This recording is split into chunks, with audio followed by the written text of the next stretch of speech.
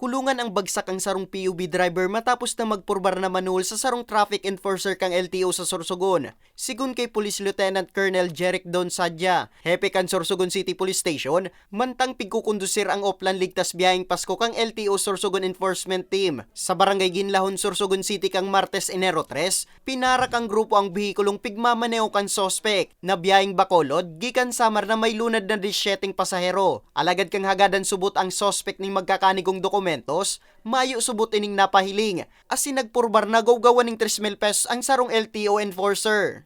Because of the apparent violation, sinitay ni kang kang mga LTO enforcers, nagsabi po na bibigyan na lang kita ng 3,000. Pakisamahan mo na lang po ako. Huwag mo na akong tikitan.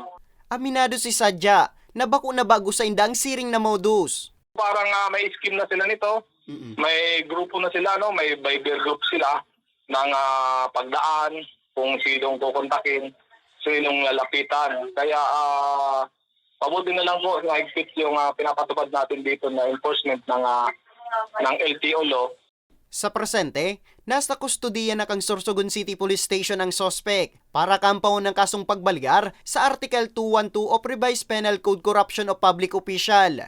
Mientras tanto, pigasigurar man kang hepe na apwera sa pagkurtar kang siring na modus. Pigtatawan man subot ninda ning hirarom na atensyon ang pagdakop sa mga kolorum drivers, naloy ng pigrereklamo kan mga legal na nag-ooperar sa syudad. Para sa mga baretang tatak Bicol, Nomer Corporal